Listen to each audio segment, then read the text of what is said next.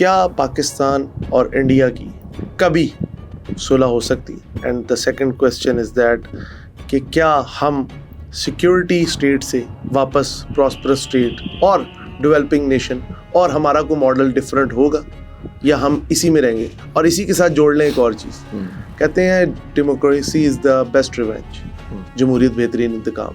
لیکن اس ملک میں جمہوریت جب بھی آئی ہے تو اس نے لگتا ہے لوگوں سے انتقام لیا. تو ان تینوں چیزوں کے اوپر پھر اس کو سم اپ کریں گے. دیکھیں، ابھی میں بات کر رہا تھا کہ جو ڈیفینسو ریئلزم ہے اس میں اسٹیٹس اپنی سیکیورٹی میکسیمائز کرتی ہیں. پاکستان کا شروع سے ہی جو سیکیورٹی ہے وہ ایک بہت بڑا مسئلہ رہا، کیونکہ ایک ایسا ملک جو کہ پاکستان کی ایگزسٹنس کو نہیں مانتا. اچھا، یہ خالی کہنے کی بات نہیں ہے، میں اینٹی انڈیا نہیں ہو رہا. آپ کو میں نے ابھی 2 چیزیں بتائی ہیں کہ پاکستان کے ایسٹس نہیں دیے جا رہے تھے تاکہ پاکستان فنکشن نہ کر سکے. پھر وہ تھوڑے سے آئے، پاکستان کے پاس فوج نہیں تھی، فوج نہیں دی جا رہی تھی. آپ کو پتہ ہے نواب آف بھاولپور نے اپنی 6 یونٹیں آرمی کو دیں، اور آپ کے پاس اتنی فوج نہیں تھی کہ آپ جو لوگ وہاں سے کٹی ٹرینیں آ رہی تھیں کہ آپ وہاں سے لوگوں کو نکال کے لا سکیں. تو یہ بلوچ ریجمنٹس جو آپ کی جاتی تھیں وہ یہاں سے نواب صاحب نے دی ہوئی تھی، اور وہ نواب صاحب واز اے گریٹ مین. اچھا، پھر آپ کے جو نہریں تھیں وہ بند کر دی گئیں. تو آپ نے شروع سے ہی آپ کو ایک سیکیورٹی کا ایشو تھا، اسی لیے آپ نے، کیونکہ آپ کو پتا تھا کہ آپ کی ایگزسٹنس چیلنج کی جا رہی ہے. اچھا، پھر آپ دیکھیں، آپ نے اسی لیے سیٹو جوائن کیا، آپ نے سینٹو جوائن کیا، آپ نے پھر امریکہ سے جو دوستی تھی وہ اس لیے تھی کہ آپ کے پاس کوئی ایک آرمی ہو، ایک آپ کو پتا تھا کہ آپ پہ کبھی بھی جنگ وارد ہو سکتی ہے.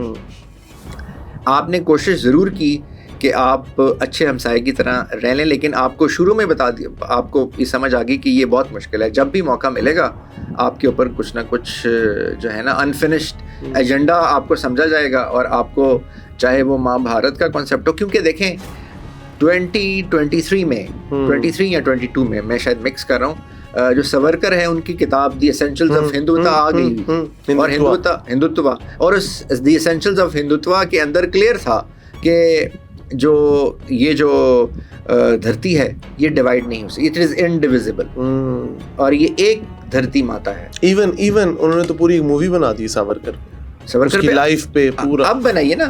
لیکن اس وقت، اور وہی کانسیپٹ تھا جو آگے چل کے پھر آر ایس ایس میں کنورٹ ہوا. آر ایس ایس بھی بن گئی تھی اس کے فوراً، راشٹریہ سیوک سنگھ، جی آر ایس ایس بھی بن گئی تھی، اور پھر وہ سارا کچھ ہوا. اور گاندھی کو جو مارا وہ کس نے مارا تھا؟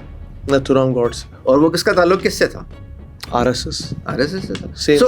سو وہ اس ساری اینیمیٹی کا اور گاندھی کو مارنے کا غصہ بھی یہ تھا کہ تم نے پاکستان بننے میں انڈر لائن، کسی نے جملوں میں یہ نہیں کہا لیکن انڈر لائن یہی تھا کہ تم نے پاکستان بننے میں جو ہے وہ مدد، چلو میں مدد نہیں کہتا لیکن اس کو ریزسٹ بھی نہیں کیا. ریزسٹ کرنا چاہیے تھا. آپ اتنی بڑی ایک اتنی فگر تھے، انٹرنیشنل فگر تھے، تو آپ کو ریزسٹ کرنا چاہیے تھا. اور آپ بات کرتے تو انگریز کبھی نہ مانتا ہے، تھنگس لائک دیٹ. سو اس سارے کانٹیسٹ میں اگر آپ دیکھیں تو پاکستان کی کمپلشن تھی. اچھا، پھر ابھی آپ نے بات کی کہ ہمارے اور بھی یونیورسٹیز میں آگے پیچھے جگہوں پہ بتایا جاتا ہے کہ جی، اور اکثر یہ کہا جاتا ہے نیریٹو میں کہ پاکستان کوئی جنگ نہیں جیتا. دیکھیے فیکٹ اس کے بالکل اب تو ٹی وی پہ بھی کہنا شروع کرتے لیکن فیکٹ اس کے بالکل مختلف ہے. پاکستان نے، مجھے بتائیے کہ پہلے شروع ہو جائیں آپ، سب سے پہلے پارٹیشن جس میں کوئی لاکھوں لوگ شہید ہوئے، وہ ایک it was a war, it was a battle, جو کہ آپ نے، ٹھیک ہے نقصان بہت ہوا لیکن آپ نے پہلے ملک اور اسی طرح سے بن گیا.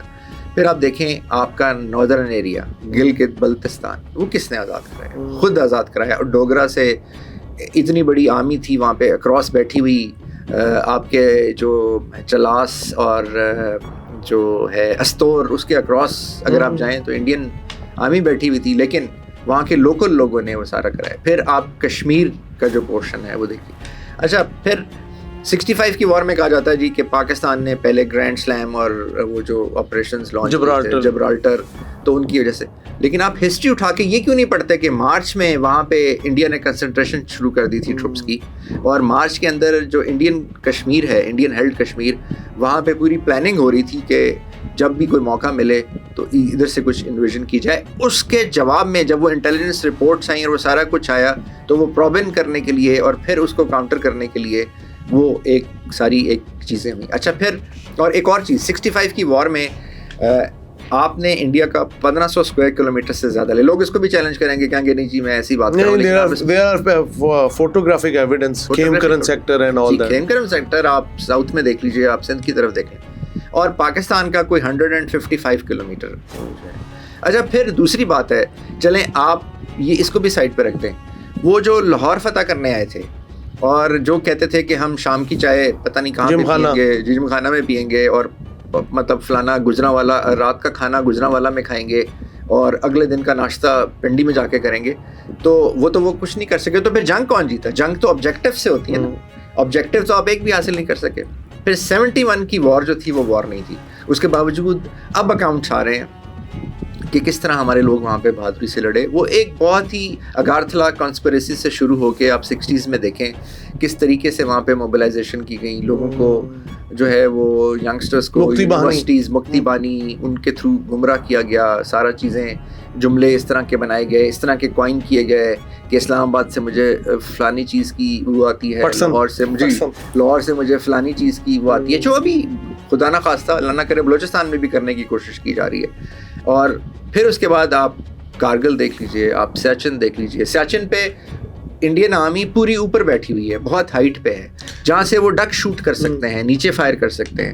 تب بھی آپ نے وہ جگہ تو نہیں چھوڑی. آپ کے لوگ, آپ کے جوان وہاں پہ شہید ہوتے ہیں, پوسٹیں ہیں, وہ اپنی کسی جگہ سے پیچھے نہیں ہٹے. اور کارگل میں آپ دیکھ لیجئے. پھر اس کے بعد آپ مارکے حق میں دیکھ لیں. اب اس کو بھی آپ خیر نہ مانیں تو کسی بھی چیز کو نہ مانیں, تو پھر آپ نہ مانیں. تو یہ ایکچولی جو ہسٹوریکل فیکٹس ہیں وہ کریکٹ ہونے کی ضرورت ہے. آپ نے جو ہے وہ ہسٹوریکل فیکٹ اس طرح ڈسٹارٹ کر کے, اچھا اس سے مجھے یاد آیا وہ ایک تلک پورا نام ذہن سے نکل رہا ہے, وہ جو انڈین جرنلسٹ بھی ہے, ہسٹورین بھی ہے, وہ اس نے 4 کتابیں لکھی ہیں. وہ چاروں کتابیں بڑے ٹیکنیکل ٹرمز میں نا پاکستان کے ان سوالوں, پاکستان کی جو ایگزسٹنس ہے خدا نخواستہ اس کو چیلنج کرتی ہیں. اس میں ایسی سوال ڈال کے, ایسی چیزیں ڈال کے تاکہ لوگ ان کو پڑھیں اور وہ شروع سے ہی جو آئیڈیا ابہام پیدا ہو, آپ کے اندر کنفیوژن پیدا ہو, ڈسٹورشن پیدا ہو. اور وہ کتابیں میں اس بات پہ حیران ہوں کہ لاہور میں, کراچی میں, اسلام آباد میں بہت سستی بکتی ہیں. اب یہ جو ڈفرینٹ لوگ ہیں جو یہ پڑھنا چاہتے ہیں, جو بچے ہیں کالجوں کے, یونیورسٹیوں کے, ان کو وہ بہت ایزیلی اویلیبل ہے. کیونکہ اگر کتاب میں اور آپ نارمل کسی جگہ سے لینے جائیں گے تو اچھی کتاب 2000-2500 سے کم نہیں ہے. وہ 300 کی, 200 روپے کی, 300-400 روپے کی ہر جگہ پہ اویلیبل ہے. لیکن تھرڈ پارٹی اوپینین پڑھنا کوئی غلط بات تو نہیں. پڑھنا چاہیے. لیکن میں آپ کو بتا رہا ہوں کہ آپ کا ہو کیا رہا ہے. تھرڈ پارٹی کے ساتھ فرسٹ پارٹی بھی پڑھنا چاہیے. تو فرسٹ پارٹی کہاں ہے؟ فرسٹ پارٹی ہے ہی نہیں, کوئی لکھ نہیں رہا. کوئی جو اس دن بات کر رہے تھے آپ کہ ہم کتابوں کے ساتھ آپ کا تعلق ہونا چاہیے, آپ کی ریڈرشپ ہونی چاہیے, آپ کی رائٹرشپ ہونی چاہیے, جو کہ اب ایگزسٹ. جب ویکیوم تو کہیں نہیں ہوگا. جہاں ویکیوم ہوگا, اگر آپ نے کتاب پڑھنی ہے, تھوڑی تشنگی ہے, میں نے پڑھنی ہے, تو پھر ہم کوئی تو کتاب پڑھیں گے. تو پھر جو اویلیبل ہے وہ پھر آپ تلک کی کتاب پڑھیں گے.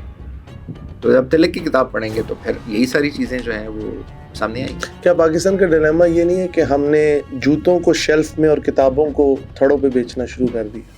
آپ کو لگتا ہے ایسا؟ پاکستان کا ڈائلیما تو میں نہیں کہوں گا. اللہ تعالیٰ نے پاکستان کو ایک بہت ایک مطلب بہت پاک اسٹیٹ بنایا. ہمارا ڈائلیما یہ ہے کہ میں جب شاید اس دن بھی آپ سے بات کر رہا تھا کہ میں جب لیٹ 70s میں, ارلی 80s میں والد صاحب کے ساتھ لاہور کبھی آتے تھے تو مجھے اچھی طرح یاد ہے, کچھ ریلیٹیوز ہمارے شہر میں رہتے تھے, ان کے پاس مجھے اچھی طرح یاد ہے وہ ہاسپٹیلٹی اور وہ ساری چیزیں وہ اب نظر نہیں آتی شہروں میں. اور اس ایک اور جو چیز مجھے یاد ہے کہ ہر گلی کے کونے میں ایک چھوٹی سی لائبریری ہوتی تھی, ایک بک شاپ ٹائپ ہوتی تھی. لوگ بکس پڑھتے تھے, خواتین اردو ڈائجسٹ پڑھتی تھیں, جن گھروں میں بھی ہم جاتے تھے رہتے تھے, سیارہ ڈائجسٹ جو بھی پڑھتی تھیں وہ پڑھتی تھیں. لوگ پڑھتے تھے, لوگوں کے پاس کلیکشنز ہوتی تھیں, لوگوں کے پاس جو ہے نا کلاسکس ہوتے تھے, لوگ چیزیں پڑھتے تھے. میں کچھ سالوں سے لاہور میں ہوں, یہاں لاہور سے بلانگ نہیں کرتا لیکن لاہور میں ہوں.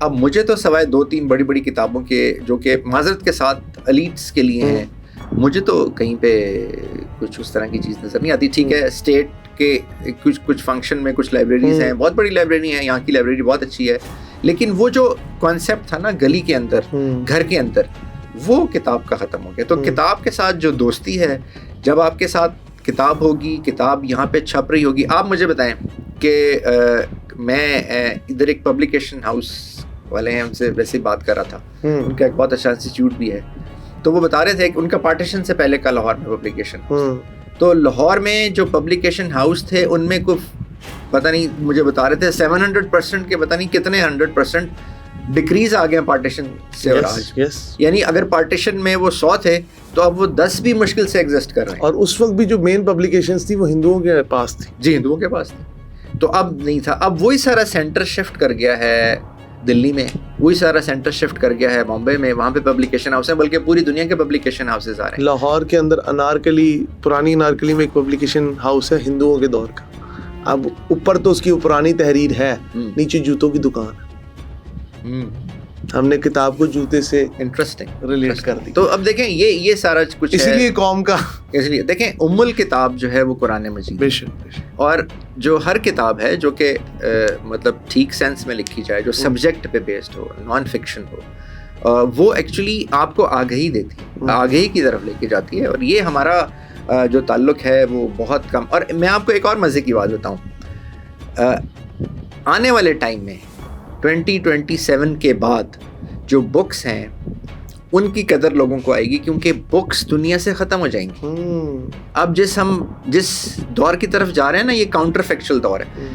پچھلے سال انٹرنیٹ کے اوپر گوگل, میں اور آپ ہر چیز پوچھنی ہو گوگل سے پوچھتے ہیں, گوگل ہمیں بتاتا ہے. اس کے اوپر پچھلے سال 30% جو کنٹینٹ تھا وہ فیک تھا, وہ کریٹڈ تھا, وہ بوٹ نے کریٹ کیا ہوا تھا یا الگوریدم نے کریٹ کیا ہوا تھا. آج آپ ایک ٹاپک لیں, اس کو 2 منٹ کی انسٹرکشنز آپ اے آئی کو دیں, چیٹ GPT کو دیں, اور اس کو کہیں کہ مجھے 200 صفحوں کی کتاب چاہیے, وہ آپ کو تھوڑی دیر میں وہ کتاب لکھ کے دے دے گا. ایون میڈیکل سے ریلیٹڈ کتنا کانٹینٹ ہے جو فیک ہے. ایگزیکٹلی, وہ جو فیک ہے, جو کہ کہیں سے جنریٹ نہیں ہو رہا, جو کہ اس سسٹم سے جنریٹ ہو رہا ہے. تو کہا یہ جا رہا ہے کہ 2027 میں یہ جو آرٹیفیشیل انٹرنیٹ ہے, جس کو آرٹیفیشیل انٹرنیٹ کہا جا رہا ہے, یہ 70% ہو جائے گا.